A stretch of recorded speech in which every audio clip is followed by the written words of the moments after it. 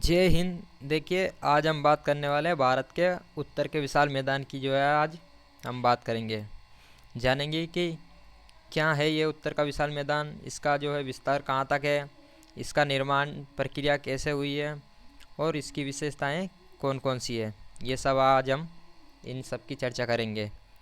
और ये जो पीडीएफ है आप टेलीग्राम से डाउनलोड कर लेना, उसकी लिंक आपको जो है नीचे डिस्क्रिप्शन में मिल जाएगी। तो चलिए बढ़ते हैं आगे और जानते हैं उत्तर के विशाल के मैदान के बारे में। सबसे पहले देख लेते हैं कि ये क्या है।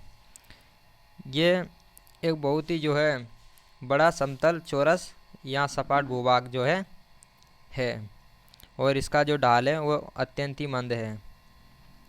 बनारस के जो बाद में देखते हैं, बनारस के आगे वहाँ से तो पश्चिम बंगाल तरफ बहुत ही कम जो है ढाल हो जाता है।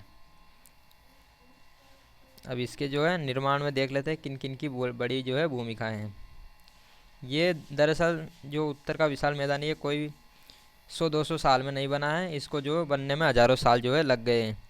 पहले कहीं ऐसे बड़े बड़े जो है गड्ढे थे, उनको भरने में हज़ारों साल लग गए हैं। और ये कैसे बने? ये शिवालिक से जो नदियाँ निकलती है उनके उनके जो है उनके द्वारा लाए गए अवसादों से इनका निर्माण हुआ है।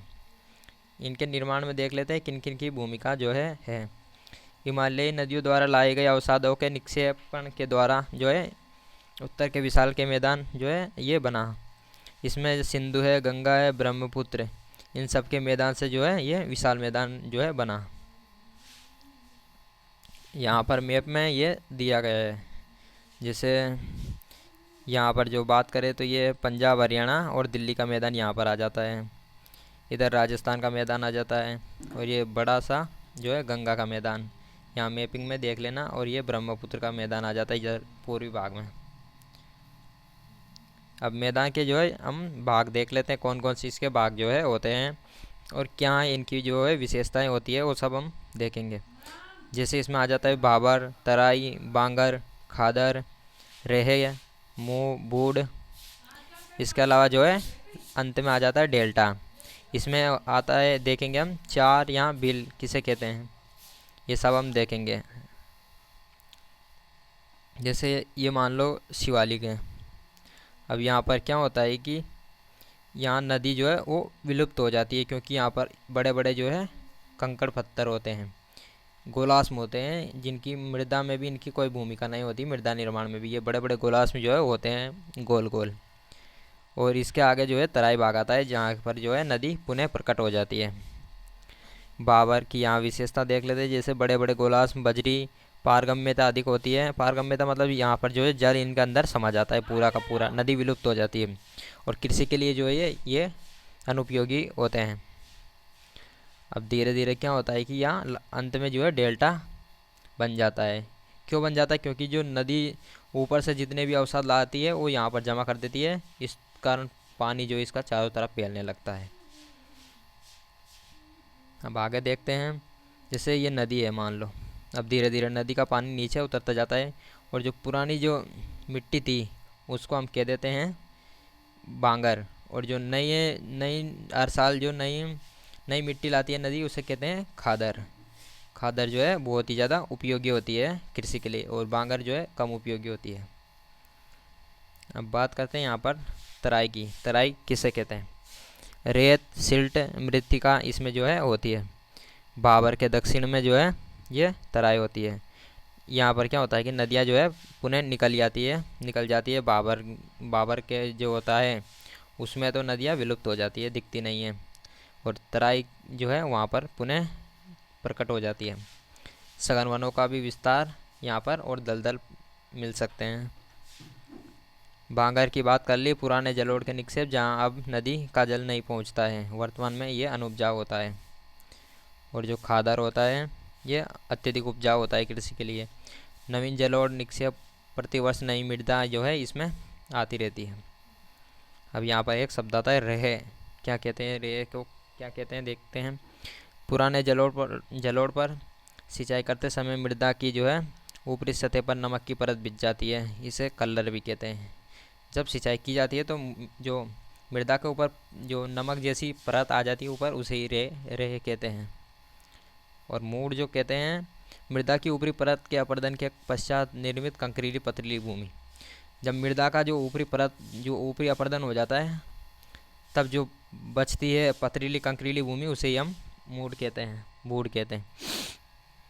डेल्टा तो सभी जानते हैं, नदी का मुहाना होता है। ढाल अत्यंत कम और निक्षेपण बहुत ही अधिक मात्रा में यहाँ पर होने लगता है। और यहाँ पर दो शब्द आते हैं। यहाँ पर जैसे डेल्टा में इस तरह की आकृति होती है, तो जो ये दसा हुआ भाग होता है इसे बिल कहते हैं, और जो ऊपर का उठा हुआ भाग इसे चार कहते हैं।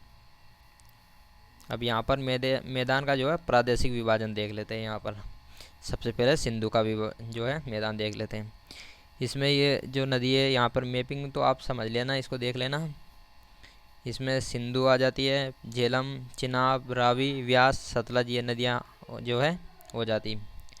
और इधर जो है पंजाब हरियाणा का मैदान हो जाता है। और अगर इसे दिल्ली के मैदान को भी शामिल किया कर दिया जाता है, यहाँ पर जो है यमुना नदी आती है। दोआब, अब यहाँ पर शब्द आता है दोआब। दोआब किसे कहते हैं? दो नदियों के बीच का जो क्षेत्र होता है उसे दोआब कहते हैं। जैसे एक नदी यहाँ से निकल रही है, एक यहाँ से निकल रही है, तो इसके जो बीच का क्षेत्र है इसे दोआब कहते हैं।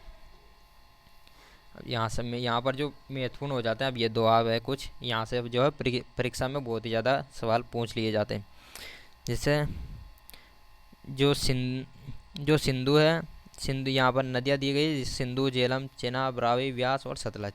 अब इनके बीच में ये पंजाब की जो है नदियाँ हो जाती है अधिकांश। जैसे सिंधु और झेलम के बीच जो दोआब बनता है, जैसे ये सिंधु है, ये झेलम है, अब इनके बीच में जो मैदान बनता है इसको कहते हैं सिंध सागर या थल सागर। और जो झेलम और चिनाब के बीच में जो मैदान बनता है उसे हम छज जो है दोआब कहते हैं।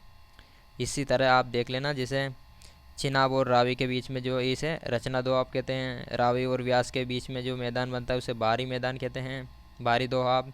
और व्यास और सतलज के बीच को इसको बिष्ट कहते हैं। अब बात करते हैं गंगा के मैदान की। ये जो इसका विस्तार है, दिल्ली जो यमुना नदी से लेकर पश्चिमी बंगाल तक इसका विस्तार है। इसमें आ जाता है ऊपरी गंगा का मैदान, मध्य गंगा का मैदान तथा निचली गंगा का मैदान जो है आ जाता है। ये आप देख लेना, यहाँ पर इसकी जो है मैपिंग दी गई है। या और जो इसका गंगा का जो पर्सनल लेक्चर है, ये भी हमने इसकी पर्सनल वीडियो बना रखी है, वो आप प्लेलिस्ट में देख लेना गंगा के बारे में, तो यहाँ इसकी बात नहीं करेंगे। अब बात करते हैं ब्रह्मपुत्र का जो है मैदान। इसे असम घाटी या ब्रह्मपुत्र घाटी भी कहते हैं। भारी मिट्टी के जमाव के कारण कहीं कहीं पर जो है इसमें द्वीप का निर्माण हो जाता है। इसी कारण जो है यहाँ पर जो है माजुली द्वीप है, जो कि विश्व का सबसे बड़ा नदी निर्मित जो है द्वीप होता है। यहाँ पर इसकी जो है मैपिंग दी गई है, आप देख लेना। तो मिलते हैं आप अगली वीडियो में, और ये जो PDF है आप टेलीग्राम से जो है डाउनलोड कर लेना।